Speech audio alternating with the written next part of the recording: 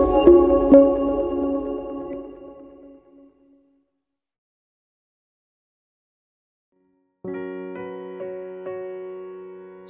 dan selamat pagi Bapak Ibu Saudara-saudari yang dikasihi Tuhan. Selamat berjumpa kembali pada Renungan Harian Sarota edisi Sabtu 21 September 2024. Sebelum kita membaca firman Tuhan, mari kita berdoa. Segala puji, hormat dan syukur kami panjatkan kepadamu ya Tuhan pada pagi hari ini, di mana kasih kemurahan Tuhan yang begitu besar kami alami di dalam sepanjang kehidupan kami.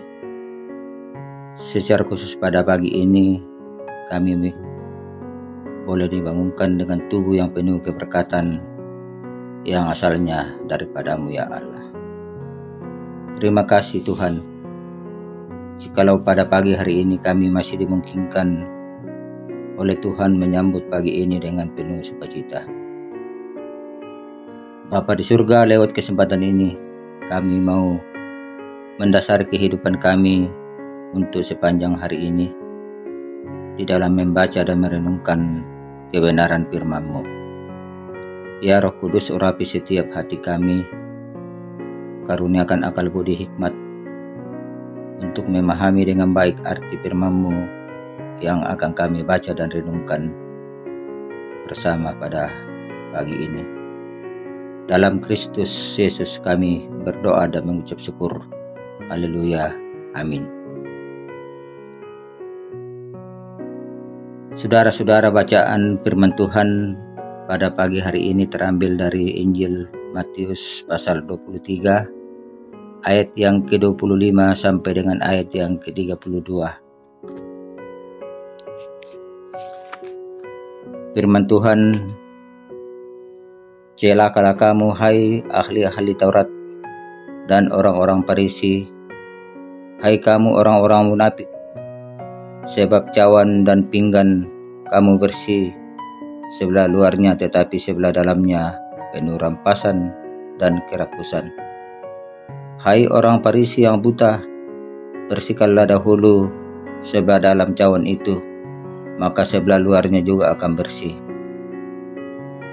Celakalah kamu, hai ahli-ahli Taurat dan orang-orang Farisi, hai kamu orang-orang munafik, sebab kamu sama seperti kuburan yang dilabur putih, yang sebelah luarnya memang bersih tampaknya, tetapi sebelah dalamnya penuh tulang belulang dan pelbagai jenis kotoran.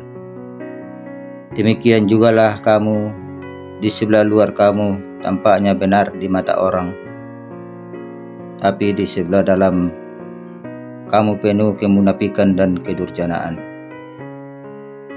Celakalah kamu, hai ahli-ahli Taurat dan orang-orang Farisi, hai kamu orang-orang munafik, sebab kamu membangun makam nabi-nabi dan memperindah tugu orang-orang saleh, dan berkata, jika kami hidup di zaman nenek moyang kita, tentulah kami tidak ikut dengan mereka dalam pembunuhan nabi-nabi itu. Tetapi demikian kamu bersaksi terhadap diri kamu sendiri bahwa kamu adalah keturunan pembunuh nabi-nabi itu. Jadi penuhilah juga takaran nenek moyangmu.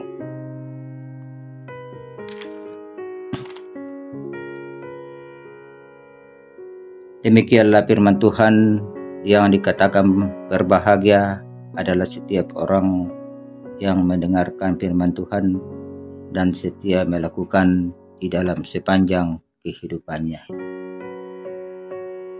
Bapak, Ibu, Saudara-saudari yang dikasihi Tuhan, perikop bacaan pagi ini kita akan renungkan dalam satu tema: kemunafikan merusak karakter. Batu yakini batame basa toraya no kuah yatu belo puduk mesanggangi. Nah, saudara-saudara, kemunafikan digambarkan sebagai seorang bertopeng yang sedang memerankan sebuah peran sehingga ia dianggap seperti menjalani suatu kehidupan yang bukan dari dirinya sendiri. Mereka dengan sengaja memerankan sebuah peran sehingga orang lain menganggap dirinya lebih baik dari yang sebenarnya. Karena itu, Yesus mengkritik dengan keras orang munafik untuk mengingatkan mereka. Perikop ini berisi seruan celaka bagi ahli-ahli Taurat dan orang-orang Farisi karena kemunafikan mereka. Cawan dan pinggan mereka bersih pada bagian luarnya, tetapi isinya penuh dengan rampasan dan kerakusan. Gambaran ini menunjukkan kepada aktivitas mereka yang hanya sibuk secara rohani, tetapi tidak hidup secara rohani. Cara hidup yang demikian digambarkan seperti kebiasaan mereka yang pada musim semi, kuburan-kuburan dicat putih supaya tampak bersih dan mudah terlihat.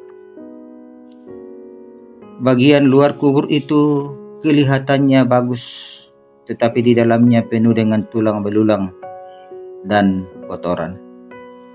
Mereka tampak seperti orang benar, tetapi bagian dalam penuh dengan keinginan dosa. Kritikan selanjutnya adalah watak yang sama dengan nenek moyang mereka. Tindakan memperindah kuburan para nabi yang terbunuh. Tetapi Yesus menegaskan bahwa mereka keturunan pembunuh nabi. Sebagaimana mereka juga sedang merencanakan pembunuhan Yesus Kristus. Bapak, Ibu, saudara-saudara yang dikasihi Tuhan, perkataan celaka yang diucapkan Yesus dalam perikop ini lahir dari kesedihan, bukan kemarahan. Kepedihan itu melahirkan tangisan, sehingga tidak menutup kemungkinan Yesus sedang menangis melihat kita hidup dalam kemunafikan. Ketika terus terjebak dalam kemunafikan seperti para ahli Taurat dan orang Farisi. Hal ini sangatlah penting untuk selalu memeriksa hidup kita, apakah masih sehat dan mengalami pertumbuhan. Sifat munafik sesungguhnya sangatlah merusak, baik bagi diri sendiri maupun bagi orang lain. Kiranya firman Tuhan yang kita renungkan pada pagi hari ini dapat menggugah hati pikiran kita untuk senantiasa menaruh pengharapan yang teguh di dalam Yesus Kristus. Haleluya. Amin.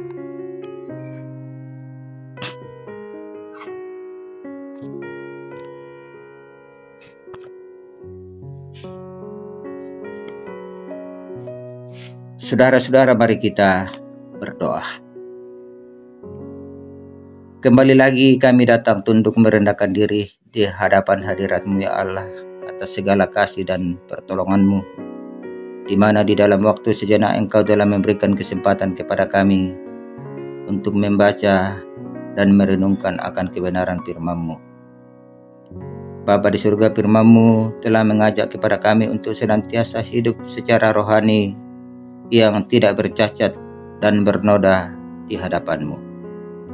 Terima kasih Tuhan, Engkau telah memberikan pengharapan yang teguh serta membaharui hidup kami dalam kasih-Mu.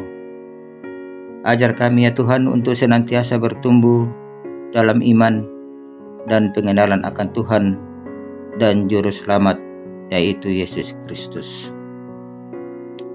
Bapa di surga, berdoa buat kedua hamba-Mu, Bapak Pendeta Sukarto Tangguh Kadang bersama dengan Ibu Pendeta Yuliana Abadi Samperura, yang Engkau telah tempatkan di jemaat kami, Jemaat Siloh Campagaya, untuk melayani jemaat-Mu. Berkati hamba-Mu ya Tuhan, karuniakan akal budi hikmat kepadanya. Biarlah kedua hamba-Mu ini setia di dalam mengangkat tugas pelayanan yang Tuhan percayakan kepadanya. Berdoa juga buat jemaatmu dari kelompok 1 sampai dengan kelompok 6. Ke dalam tanganmu kami serahkan seluruh kehidupannya.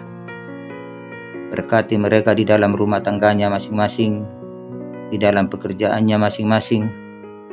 Yang sakit Tuhan jamah dan sembuhkan, baik yang dirawat di rumah sakit maupun yang dirawat di rumah masing-masing. Kami yakin dan percaya lewat kuasa-Mu, lewat bilur-bilur-Mu, mereka menjadi sembuh. Berdoa juga bagi pemerintah, bangsa dan negara kami. Berkati pemerintah kami, karuniakan akal budi hikmat kepadanya. Biarlah mereka boleh menjalankan roda pemerintahan dengan sebaik-baiknya dan dengan seadil-adilnya. Di dalamnya nama Tuhan dipuji, dimuliakan. Berdoa juga buat pesta demokrasi Indonesia yang rencananya akan dilaksanakan pada bulan November mendatang. Tuhan berkati semua panitia pemilihan umum, berkati semua umat-Mu yang akan menentukan pilihannya. Biarlah melalui pesta demokrasi ini keluar pemimpin-pemimpin yang punya integritas dan yang takut akan Tuhan, sehingga negara yang dipimpinnya oleh aman dan tentram. Di dalamnya nama Tuhan dipuji, dimuliakan. Bapa di surga, ini doa permohonan kami. Ampuni dosa dan kesalahan kami yang kami bawa di dalam anak-Mu Yesus Kristus. Itulah Tuhan dan Juru Selamat kami yang hidup. Haleluya. Amin.